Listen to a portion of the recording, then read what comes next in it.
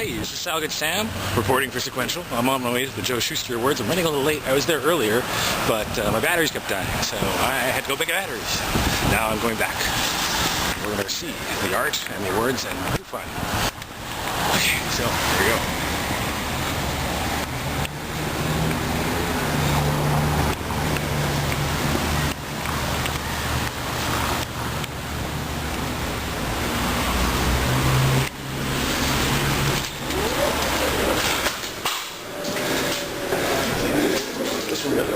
Yeah, I don't know if that's how it is. That's how it is.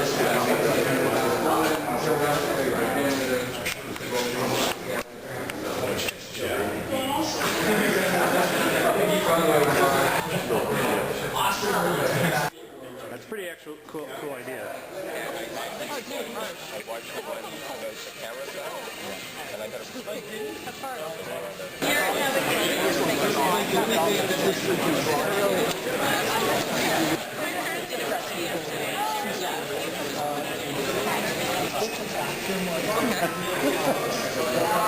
TVO.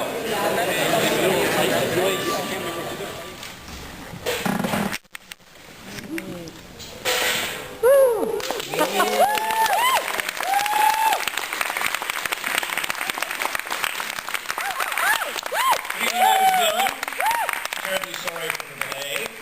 I'm Jonathan here, and I'd like to welcome you to the 5th anniversary 2009 Joe Shuster Awards. We'll never be forgotten that we couldn't do this every year without you. I can't forget to do a quick shout out to my... Last year, the Joe Shuster Hall of Fame committee inducted Edwin R. McCall, Ted McCall. I found that the R stands for Reed. That's as much trivia as I have for it. But thanks to the power of the internet, this year we can correct that at last. And there's no doubt that Ted McCall was instrumental in the rise of the Canadian whites back in the golden age of Canadian comics during World War II. Many of you are aware that when wartime restrictions limited the cross-border flow of materials, including magazines, and most importantly of all, comic books, a number of companies in Canada rose up to fill that. A lifelong journalist and newsman, Ted first entered comics in the 30s while working for Toronto's Evening Telegram newspaper. After reporting on the exploits of the RCMP for years, he decided that they were perfect fodder for a comic strip. And he used that intimate knowledge to create one of the first independent, indigenous adventure strips in Canadian newspapers, Men of the Mounted, with artist Harry Hall. While those were being published, he began to prepare new strips with Canadian artists, with characters such as Pat the Air Cadet, Super Duper, Deadline Dick, Don Shield, Dr. Destiny, Purple Rider, Red Rover, Commander Steel, Terry Kane, the Crusaders, and his most famous creation, Freelance, a heroic freedom fighter for the Allies. Anglo rounded out their line by purchasing the strips used in the US-based Fawcett Company's Captain Marvel comics and redrawing them with their Canadian artists. But even at their height, Freelance outsold them all. And it's easy to see why, looking at the comics. McCall drew on a wide tradition of adventure fiction and his journalist's eye for world events to make Freelance feel like his tales of worldwide espionage were ripped from the day's headlines. And in fact, many of them were. Well-deserved Hall of Fame award has finally come. Accepting the award for Ted is his great-nephew, Russ McCall.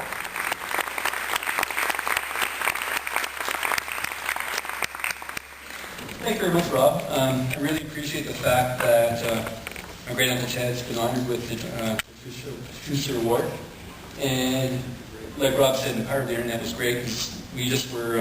I was searching something in regards to wartime comics and came across the awards and symposiums about my Uncle Ted. And it's really great that we were able to bring this award back to us. So thank you very much, everybody. Hope you enjoy the rest of the evening. He's a big supporter of the JSAs right from the outset, and a past award winner herself. Here he is, Ty Templeton. Hi there. I own a copy of Action Comics 13. I'm very proud of that. I like to tell people as often as I can. It's very old. I've kept it in great shape. I paid $3 for it. What a bastard. I got it for $3. But the reason I bring this up is because the comic has no cover on it, and everybody tells me it's not even worth the $3 that I paid for it. And that's because people really think that comics are worthless without a cover. That is how valuable it is. Tonight, our nominees are the people that know how to do that, how to mix commerce and art so beautifully that they create the images that go home with us, whether or not we took them home in our shopping bag or we took them home in our brains. All right. The nominees tonight are Adrian Alfona for his lovely cover of Spider-Man Loves Mary Jane Volume 2 variant cover. Darwin Cook for The Spirit number 12, published by DC Comics. Marc de la Fontaine for Les Nombrils, Tome 3, Les Liens de l'Amitié. I'm going to pronounce this right. L'Amitié. There we go. Dale Eaglesham for his cover for Justice Society of America number 14, a variant cover for DC Comics. David Finch for Amazing Spider-Man 572, a variant for Marvel Comics. Philippe Giraud for Les Ravides, Mécanique Générale. I'm not even close. Générale, sorry. Mécanique Générale. Niko Henrichon for Hostile Tome 1 for Dupuis. Steve McNiven for arguably the best named comic on the stands, Kick-Ass number 1. I don't know what it is. Dean Motter for Mr. X, The Condemned number 1 from Dark Horse. Finally, someone you guys probably never heard of, Dave Sim for his zombie variant for Glamour Quest number 4. And the Shuster goes home with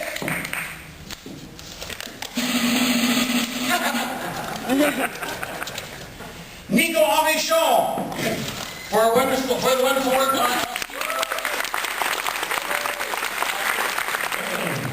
I'm here to talk about Rael Godbout, who was born in Montreal in 1951, a self-taught artist who began his career in the 1970s. Known as one of the leading Quebec comic creators of his generation, he is the leader of the medium's rebirth in the effervescent period often called the spring of PTQ, when he worked for magazines such as Quartier Latin and BD, and the humor magazine L'Illustré, where he created the character Bill Balil. He was present for a while in the Daily Press with Les Terriens comic strip, and in 1975, which was when I was publishing Media 5 and Andromeda, he created one of his most famous characters, Michel Risque, in the collected comic book The Bande Dessinée Québécois. From 79 to 95, he worked for the satirical monthly magazine Croc, Dupuis, Zix, launched the Titanic magazine in 1983. Godbout and Fournier started their Red Ketchup series. However, Titanic did not last long, and Red Ketchup, a favorite with many readers, moved over to the magazine Crow, where his adventures alternate with those of Michel Risque. His work has been published in such diverse places as L'Hydrocéphale, The Year of Comics, 85-86, Safarir, and the journal 100% Paper. Among others, Rael also created a series of educational comic strips on famous Canadian scientists for Les Débrouillards magazine, and since 1999 has taught comic art in the Fine Arts program at the Université de Québec. To the joy of his many fans and his most famous creations, Michel Risque and Red Ketchup are currently being collected and re-released by Édition de la Pastèque, and he's busily working on a new graphic novel entitled L'Amérique ou le Disparu, based on Franz Kafka's America. He's emailed the following for us to accept in his honor. Unfortunately, I shall not be able to make it to the awards presentation because of my schedule and my budget. It's recession time. I'm honored and grateful for my induction into the Hall of Fame. You can be sure it's very important to me. It's great having some recognition from the other side of Canada. Many years have gone by, but I'm still keeping on making comics. At least I try. It's still not easy being a comics creator around here. We may come from different planets, but I guess it's the same for you over there. We have a lot to share.